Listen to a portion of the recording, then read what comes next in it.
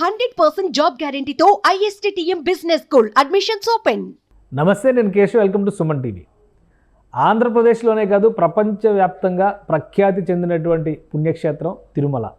అయితే ఇప్పుడు ఆ తిరుమలలో అనేక రకాల అవకతవకలు జరుగుతున్నాయనేది ప్రధానమైనటువంటి ఆరోపణ.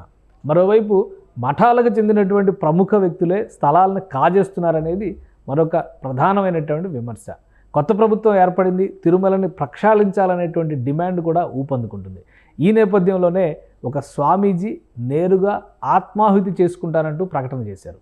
ఎందుకు అంత ఆవేశానికి ఆ స్వామీజీ లోనయ్యారు?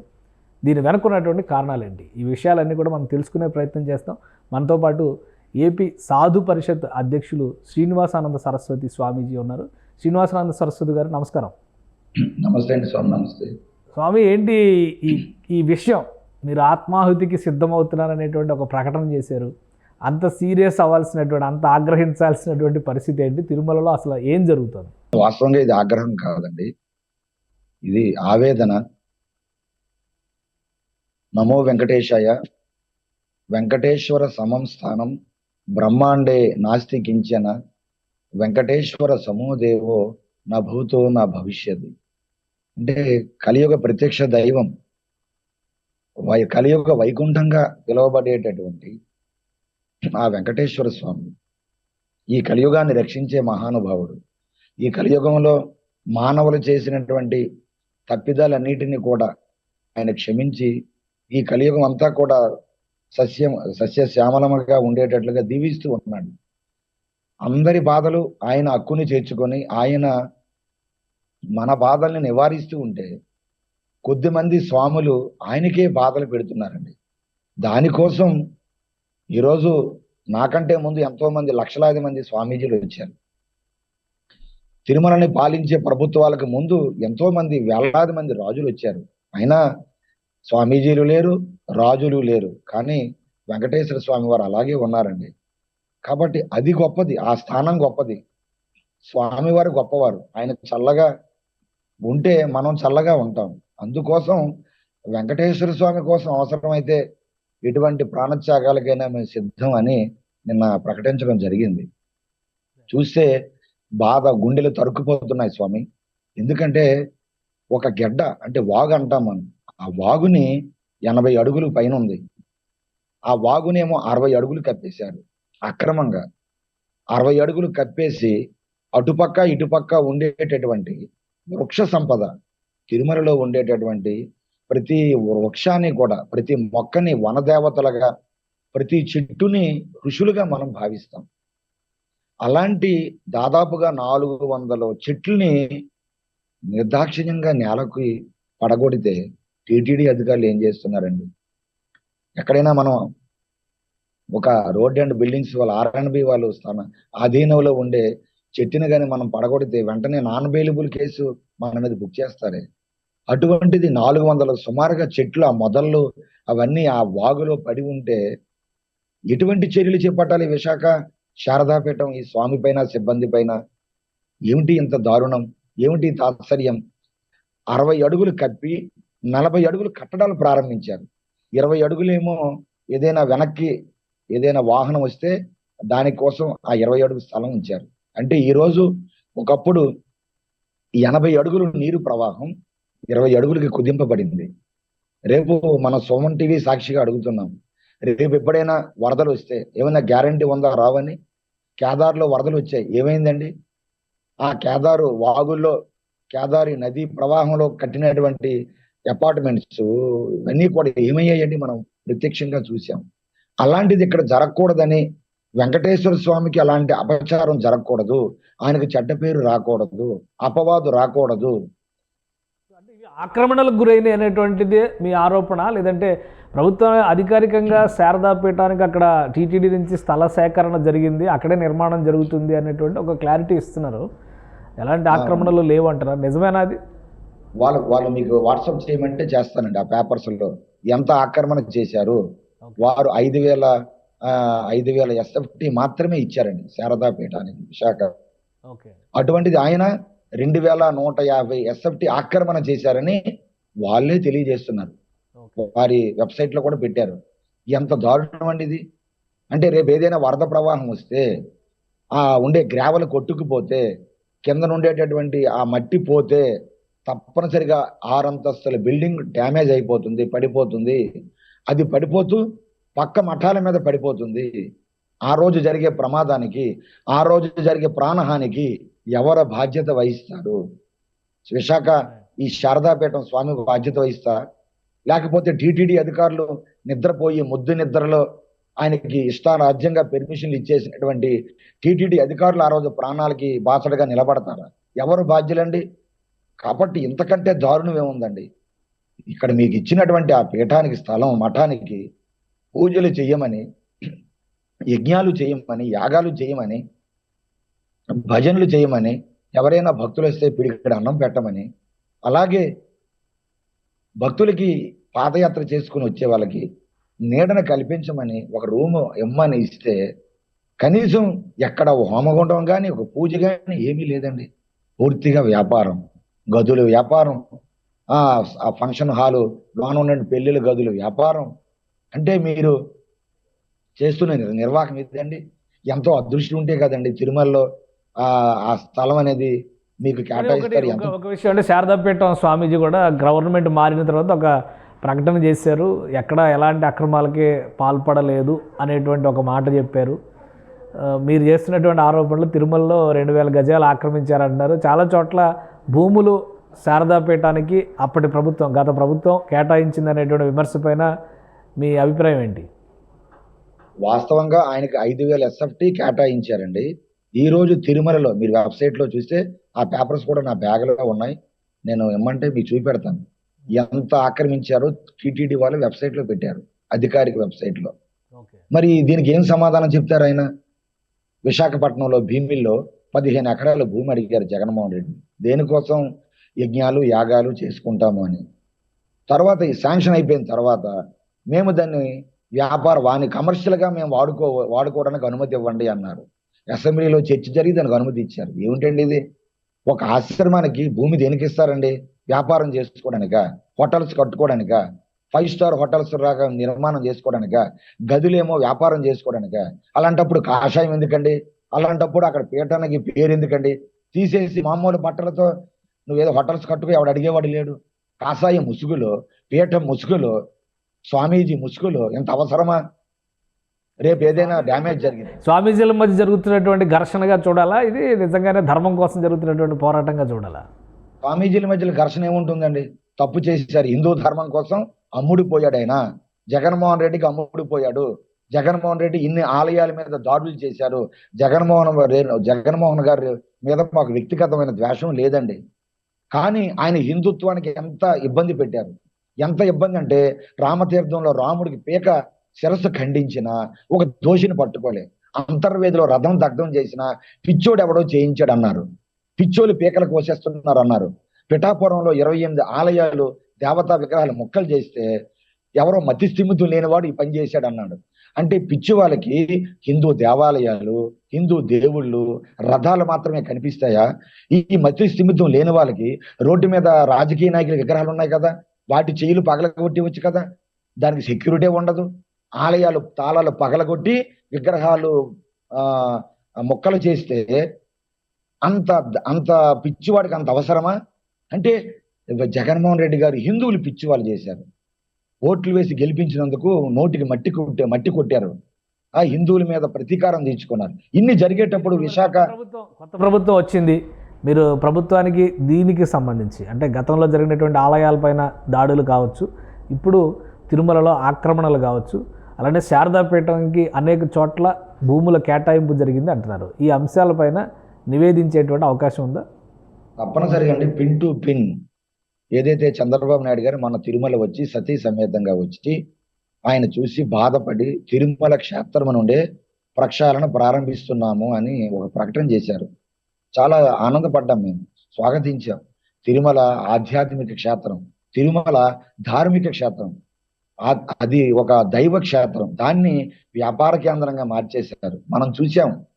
గత ప్రభుత్వం ఈవోలు కానీ, లేకపోతే గత ప్రభుత్వం చైర్మన్లు కానీ, టీటీడీ గత ప్రభుత్వంలో సుబ్బారెడ్డి ఏమన్నారు? ఆ గదిని ఎంత చేయి, ఈ సేవని ఎంత పెంచు, దానికి 3,000 చేయండి, దీనికి 7,000 చేయండి. ఏమిటండి ఇది? ఇదేమన్నా కూరగాయల సంత? ఈ కూరగాయల మార్కెట్లో మాట్లాడతారా? ఇదా మీకు టీటీడీ చైర్మన్గా ఉంచింది? ఆయన తర్వాత కరుణాకర్ రెడ్డి వచ్చాడు. ఆయన ఏం చేశాడండి? తిరుమల డబ్బుని 1% ఏమో హుండీ డబ్బులు ఆదాయాన్ని తిరుపతికి వాడుతాడంట, డ్రైనేజీలకి, రోడ్లు వేయడానికి. రోడ్లు వేయడానికి, డ్రైనేజీలు వేయడానికి ప్రభుత్వం లేదండి? భక్తులు సొమ్మేమో, భక్తులు ఇచ్చిన ధనాన్ని రోడ్లకి, డ్రైనేజీలకి మీకేం హక్కు ఉంది? ఇతర మతాల డబ్బులు మీరు తీసుకుంటున్నారా? ఒక చర్చి డబ్బులు మీరు తీసుకుంటున్నారా? భక్తుల సౌకర్యార్థమే మేము చేసామని కదా గత ప్రభుత్వం చెప్పింది. భక్తుల సౌకర్యం తిరుమల మీద చేయమనండి. తిరుపతి చేయడానికి తొడా ఉంది, అక్కడ బడ్జెట్ ఉంది. ఆ డబ్బులు ఏం చేస్తున్నారండి? నువ్వేమో ఎమ్మెల్యేగా, తిరుపతి ఎమ్మెల్యేగా ఉన్నావని తిరుపతిని వెంకటేశ్వర స్వామి ధనంతో డెవలప్ చేసేస్తే రేపు నువ్వు ఎమ్మెల్యేకి గెలిచి ఓట్లు పడిపోతాయనా? ఏమిటండి ఇది? ఎక్కడైనా జరుగుతుందా? దేవుడి సొమ్ముని దేవుడికి ఖర్చు పెట్టమనండి, అంతేగాని మీరు మరి ప్రభుత్వాలు ఎందుకైతే మీరు రాష్ట్రంలో రోడ్లు వేయడానికి తిరుపతి వెంకన్న కావాలా, విజయవాడ కనకదుర్గమ్మ కావాలా? మరి మా హిందువులు డబ్బులు వేస్తుంటే మరి బడ్జెట్ మీరు ఏం చేస్తున్నారైతే? ఇతర మతాలు మీరు 1 రూపాయి తీసుకోలేకపోతున్నారే. మసీదు 1 రూపాయి తీసుకోగలరా? మసీదు నుండి, దర్గాల నుండి, చర్చి నుంచి 1 రూపాయి ఆదాయం వీళ్ళకి వస్తుందా ప్రభుత్వానికి? వారి మీద పెద్దరికం లేదు, అక్కడి నుంచి తీసుకోలేరు. మరి హిందువుల మీద ఏమిటండి దందాలు? ఏమిటి ఈ రాజకీయ పదవులు కోల్పోయేటటువంటి వ్యక్తులకి పునరావాస కేంద్రాలుగా హిందూ దేవాలయాలు ఎందుకండి మార్చేయడం? ఎంత బాధాకరం అండి ఇది. ఇతర మతాలు మీ అంచనా తిరుమలలో ప్రక్షాళన మొదలవుతుంది అన్నారు. ఆల్రెడీ ఒక కొత్త ఈవోని అపాయింట్ చేశారు. సో ఆయన అన్ని పరిశీలిస్తున్నటువంటి పరిస్థితి ఉంది.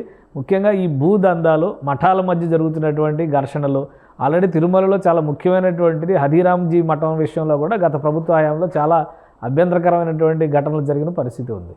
మీ ఉద్దేశం ఏంటి వీటిపైన? కాబట్టి గత ప్రభుత్వం హయాంలో దాదాపుగా 15 స్థలాల్ని ఆక్రమించి పెద్ద పెద్ద బిల్డింగ్స్ కట్టేశారండి. వీటిపైన కూడా విచారణ జరగాలి. తిరుమల క్షేత్రం మఠాలకి కానీ, ఎవరైనా సంస్థలకు కానీ ఇస్తే అవి అక్కడ దైవ కార్యాలు చేయాలి, అన్నదానాలు చేయాలి, ఆధ్యాత్మిక వాతావరణం ఉట్టిపడేటట్టుగా ఉండాలి, సామాన్యులకు అందుబాటులో ఉండాలి. మరి ఈ కార్యక్రమాలు ఏవీ మీరు చేయనప్పుడు ఎందుకండి ఆ మఠాలు వీళ్ళకి? అది సాధు సంతులు కావచ్చు, మేము కావచ్చు, ఎవరైనా కావచ్చు. ధర్మం అనేది ఒకటే, ఎవరికి న్యాయం ఒకటే, చట్టం ఎవరు చుట్టం కాదు కదండి. మరి మీరు సామాన్యుడికి అందుబాటు లేకుండా మీరు లక్షల కోట్లు ఇచ్చే వాళ్ళకి మీరు అవకాశం ఇస్తే, ఇది వ్యాపార సంస్థగా మార్చేస్తే, రేపు అంతర్జాతీయ స్థాయిలో దేశాలలో వెంకటేశ్వర స్వామి ప్రతిష్ట ఏం కావాలి? తిరుమల క్షేత్రం అంటే అది ఆధ్యాత్మికం కాదు, అది వ్యాపారం అయిపోయింది. అక్కడ ప్రతిదీ లడ్డూ వ్యాపారం, టిక్కెట్ల వ్యాపారం, దర్శనాల వ్యాపారం, గదుల వ్యాపారం, ప్రతిదీ వ్యాపారం. అంటే ఏమవ్వాలి వెంకటేశ్వర స్వామి ప్రతిష్ట? వేల సంవత్సరాల నుంచి వస్తున్న స్వామి గౌరవం నిన్నగాక మనం వచ్చి మీరు నాశనం చేసేస్తే సాధు సంతులుగా మమ్మల్ని చూస్తూ ఊరుకోమంటారా? వెంకటేశ్వర స్వామి ఏమైనా మీ సొత్తా? ఇది హిందువులందరి సొత్తు. ఆయన టీటీడీ అనేది హిందువులందరిది. అటువంటి మీరేదో మీ సొంత జాగీరిగా భావించి మా ఇష్టారాజ్యంగా మేము అందులో బోర్డులో సభ్యులుగా లెక్కల డాన్లని, హత్యా నేరాలు ఉండేవాళ్ళని, హైకోర్టులో కేసులు విచారణలు ఉండేవాళ్ళని వీళ్ళే కనిపిస్తున్నారా మీకు టీటీడీ మెంబర్గా వేయడానికి? టీటీడీ ధర్మకర్త అంటే ఇలాంటి వాళ్ళ దుర్మార్గుల? దానికి ఒక రికార్డు ఉండాలి, దానికి ఆధ్యాత్మిక చింతన ఉండాలి, సేవాభావన ఉండాలి, మంచితనం ఉండాలి, వాళ్ళ కుటుంబ నేపథ్యం ఉండాలి. ఇవన్నీ చూడకుండా దుర్మార్గుల్ని అపాయింట్ చేశారు గత వైసీపీ పాలనలో. ఏమైంది టీటీడీ? మనం ఏం చూసాం? మీరు సూచనలు ఇస్తారా ప్రభుత్వానికి? మీ విజ్ఞప్తిని ప్రభుత్వం దృష్టికి తీసుకెళ్తారా? ముఖ్యమంత్రి గారు, పవన్ కళ్యాణ్ గారు, డిప్యూటీ సీఎం గారు వీళ్ళ దృష్టికి తీసుకెళ్తారా? తప్పనిసరిగా అండి. ఏదైతే చంద్రబాబు నాయుడు గారు ప్రక్షాళన అన్నారో, తిరుమలలో ఉండే ఒక ఈవోని మీరు అపాయింట్ చేస్తే కాదు, పాత తిమింగలాలు ఉన్నాయి, ఇక్కడ స్వరచేపలు ఉన్నాయి, వీటన్నిటికీ కూడా వాటికి కత్తిరించాలి, వాటి కూరలు తీయాలి, పాత డిపార్ట్మెంట్స్ ఉండేటటువంటి పెద్ద చేపలందరినీ తొలగించండి, ప్రక్షాళన చెయ్యాలంటే వాళ్ళు ఉన్నంత వరకు జరగదు. మేము నిన్న 2 గంటలు దీక్ష చేస్తే మౌనం వహించారు. కనీసం సీసీ ఫోన్ ఎత్తడానికి ఇబ్బంది పడిపోయాడు. మెయిల్ పెట్టమంటున్నాడు ఆయన. అంటే ఎవరైనా భక్తులు సమస్యలు చెప్పుకోవడానికి మెయిల్స్ పెడతారు, అందరూ పెట్టగలరా? అందరూ వచ్చి చదువుకునే వారు వస్తారంటే తిరుమల క్షేత్రానికి. ఎంత బాధాకరం అండి. కాబట్టి ఒక స్వామీజీలుగా మా ఆవేదన వినడానికి వీళ్ళ టైం లేకపోతే ఇక సామాన్య భక్తులు గోడి వీలే వింటారు. మీరు జీతాలు ఇస్తుంది మీకు ఎవరు? మీకు సౌకర్యాలు కల్పిస్తుంది ఎవరు? భక్తులు హుండీలో వెయ్యబట్టే మీరు ఆనందంగా ఉన్నారు, విలాసవంతమైన జీవితాన్ని గడుపుతున్నారు. కరోనా సమయంలో భక్తులు రాకపోతే మీ పరిస్థితి ఏమైంది? జీతాలు లేకుండా ఉద్యోగులు ఎన్ని బాధలు పడ్డారు?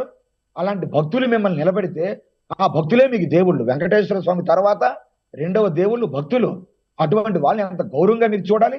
ఏది మీరు చూసింది? చంటి పిల్లలు పాలు ఇవ్వగలిగారా? క్యూలో ఉండే వాళ్ళకి మంచినీళ్ళు ఇవ్వగలిగారా? గత ప్రభుత్వంలో down down CM, down down EO, down down TTD chairman అని టీటీడీ చరిత్రలో గోవిందనామ స్మరణ తప్ప ఎప్పుడు మరే మాట వినిపించేది కాదు. అలాంటిది డౌన్ డౌన్ అన్నారంటే ఎంత పాతాళానికి తీసుకుపోయారు మీరు టీటీడీని. ఎంత టీటీడీకి అపకీర్తి తెచ్చారు మీరు. భక్తుల్ని ఎంతగా పీడించి బాధ పెట్టారు. ఎంత బాధపడకపోతే స్వామి క్యూలో గోయిందా గోయిందని మానేసి డౌన్ డౌన్ అంటారండి. అది చూసేనే మీకు బుద్ధి వచ్చిందా?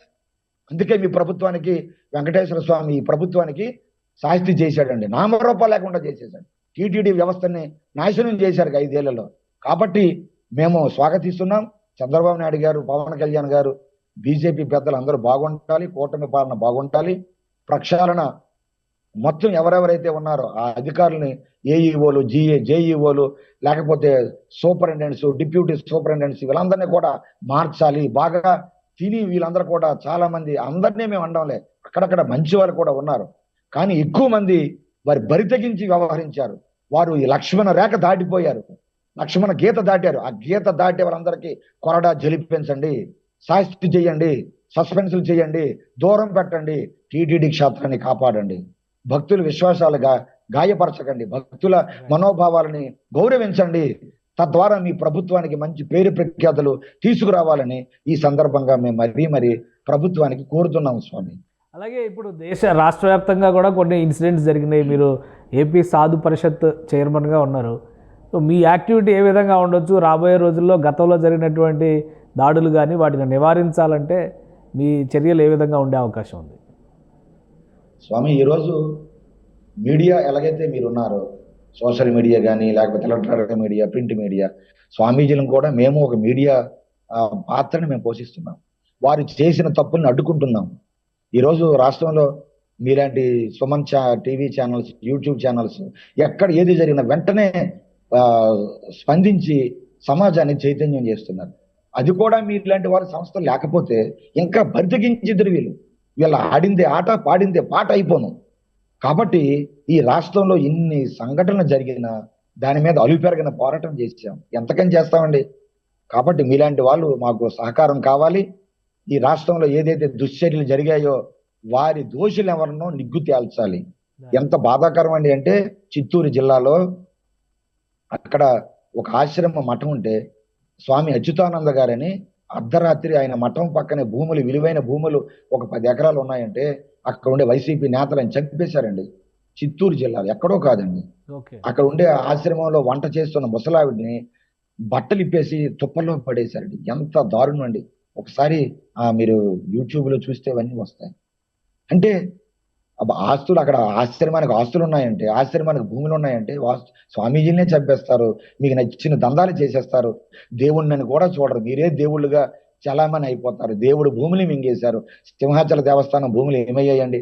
మానస ట్రస్ట్, అశోక్ గజపతి, వాళ్ళు పూసపాటి వంశస్థులు, విజయనగరం కొన్ని లక్షల ఎకరాల భూమిని మన తూర్పు గోదావరి, విశాఖపట్నం, శ్రీకాకుళం, విజయనగరంలో ఈ రోజు లక్షల కోట్ల భూములు దానం చేశారు.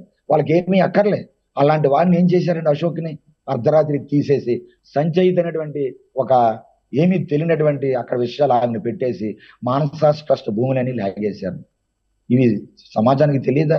సింహాచల క్షేత్రం తాలూకా భూములు మొత్తం ఇవన్నీ కూడా అస్తవ్యస్తం చేసేశారు కదా స్వామి. మనం ప్రత్యక్షంగా చూసాం. ఏమి వైసీపీ ప్రభుత్వం మీద మనకేం అక్కస, వాళ్ళు మంచి పనులు చేస్తే సరి చేయడానికి అవకాశం ఉందా? అక్కడ మానసాస్ కానీ, సత్యనారాయణ స్వామి అన్నవరం టెంపుల్కి సంబంధించినటువంటి ఆలయాల భూములు కానీ వాటిని సరిచేయడానికి అవకాశం ఉందా? ఈ ప్రభుత్వం ఆ దిశగా అడుగులు తీసుకుంటుందని మీకు నమ్మకం ఉందా?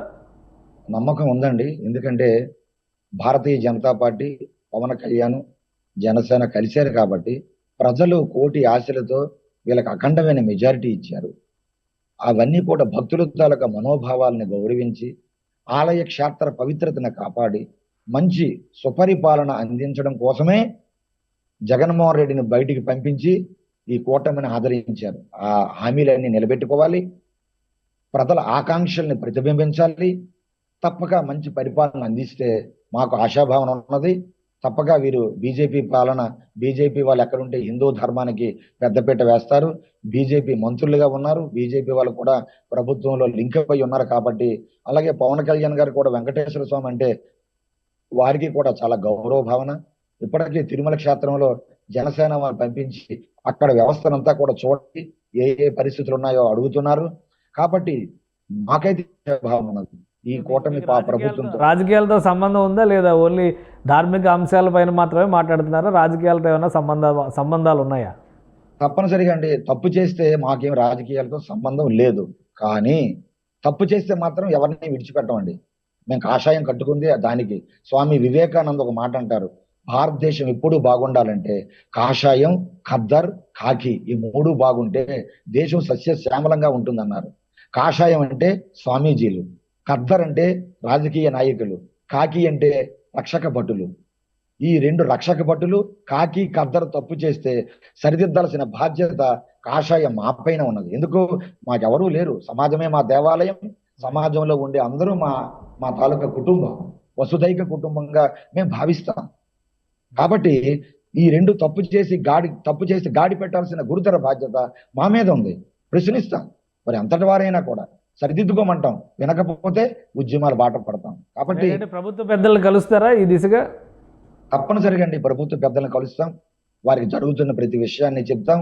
అది విశాఖ శారదా పీఠమా, మరో పీఠమా, మరో స్వామియా, ఎవడైనా కాషాయం కట్టుకునే వాళ్ళ అతీతులు కాదు.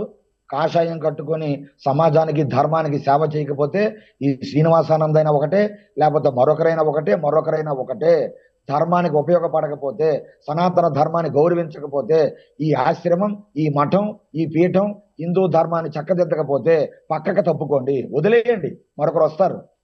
లేకపోతే టీటీడీ స్వాధీనం చేసుకోమనండి, మంచి పనులు చేసే వారికి ఇమ్మనండి. కాషాయం వేసుకొని వ్యాపారం చేసుకోవడం ఏమిటండి ఇది? గదులు వ్యాపారం. మీరేమో ఫంక్షన్ హాల్ వ్యాపారం, లక్షలు, నెలకి ₹1,00,00,000, నెలకి సంవత్సరానికి ఎంత ఆదాయం వెంకటేశ్వర స్వామి పోతుందండి? ఇదే గదులు స్వామి సేవలో ఉంటే ఆ ఆదాయం వెంకటేశ్వర స్వామికి వెళ్తుంది కదా. ఈరోజు ₹100 కోట్ల గండి కొడుతున్నారు, మాఫియాలకు తయారవుతున్నారు, ఎవరికో అప్పచెప్పేస్తున్నారు. ఒక్క పీఠాధిపతి కూడా సంవత్సరానికి 1 వారం రోజులు కూడా ఇక్కడ రావడంలే. బాధాకరం. మీరు ఎంక్వైరీ చేయించండి. అక్కడ స్థలం దొరకడమే అదృష్టం, అటువంటిది కనీసం 1 వారం రోజులు రావడంలే. అంటే మీరు రాకుండా ఏం చేయడానికి? వ్యాపారం చేసుకోవడానికా? టీటీడీ ఉన్నది అక్కడ తిరుమల క్షేత్రంలో మీకు స్థలాలు ఇచ్చింది. ఎవరైనా, అందరినీ మేము అనడంలే, కొన్ని సంస్థలు బాగా చేస్తున్నాయి, కొన్ని మఠాలు గాడి తప్పిపోతున్నాయి. ఆ గాడి తప్పిపోవడానికి స్వరూపానంద లాంటి వాళ్ళు బీజం వేస్తున్నారు, వాళ్ళకి మార్గం చూపెడుతున్నారు. ఇలా అడ్డుగోలుగా వెళ్ళిపోవచ్చురని ఆయన, మీరు నాలాగా వెళ్ళిపోండి, వారు ఇచ్చిన స్థలం పక్కన స్థలం ఉంటే కబ్జాలు చేయండి అని ఒక మార్గం చూపించాడు, దుష్ట మార్గాన్ని. కాబట్టి ఇటువంటి వ్యక్తులకు బుద్ధి చెప్పకపోతే మిగతా వాళ్ళకి కూడా బుద్ధి రావాలంటే, మిగతా వాళ్ళు భయపడాలంటే ఇలాంటి వ్యక్తులకు బుద్ధి చెప్పాలి. లేకపోతే అన్యాయం అంత ముందు రాజ్యం వెలేస్తుంది. తిరుమలలో మరి ఏమి భూములు కనిపించకుండా అక్కడ కొండల మీద స్థలాలు కనిపించుకోబోని పరిస్థితి వస్తుంది. దానికి బాధ్యులు టీటీడీ వాళ్ళు అవుతారు. కాబట్టి తప్పనిసరిగా గట్టి చర్యలు చేపట్టి సీజ్ చేయాలని మేము అడుగుతున్నాం. కోర్టులో ఉండొచ్చు, కోర్టులో ఉండకపోయినా ఈరోజు సమస్య వచ్చింది, రేపు వర్షాకాలం వస్తుంది, వర్షాకాలంలో వరద వస్తుంది. ఆ వాగులు పొంగేటప్పుడు ఈ గ్రావెల్ మొత్తం కొట్టుకుపోయి బిల్డింగ్ డ్యామేజ్ అయిపోయి పడిపోతే ఎవరిది బాధ్యత? కాబట్టి సీజ్ చేయండి. రైట్, థ్యాంక్ యూ స్వామీజీ, మీ అభిప్రాయాల్ని తెలియజేసినందుకు. ఇది విశాఖ పీఠం ఆధ్వర్యంలో జరుగుతున్నటువంటి నిర్మాణాలు తిరుమలలో ఆక్రమణలకి పాల్పడుతున్నటువంటి పరిస్థితి ఉంది. ఈ అంశాలపైన కోర్టులో కేసులు వేసి వాటిని నిలువరించే ప్రయత్నాలు జరుగుతున్నాయి. వీటిని ఖచ్చితంగా ప్రక్షాళన చేయాల్సినటువంటి అవసరం ఉందని శ్రీనివాసానంద సరస్వతి అంటున్నారు. మరోవైపు రాష్ట్ర వ్యాప్తంగా అనేక ఆలయాలపై జరిగిన దాడుల వెనుక ఉన్న వ్యక్తులు ఎవరనేది బయటికి తీయాల్సిన అవసరం ఉందని, మఠాల ముసుగులో వ్యాపారం చేస్తున్న వారిని ఖచ్చితంగా అడ్డుకునే విధంగా ప్రభుత్వం విధానాలు రూపొందించాల్సిన అవసరం ఉందని ఆయన స్పష్టం చేస్తున్నారు. ఇది special discussion. Keep watching. Suman టీవీలో మీ పర్సనల్ అండ్ బిజినెస్ ప్రమోషన్స్ కోసం కింది నెంబర్కి కాంటాక్ట్ చేయండి.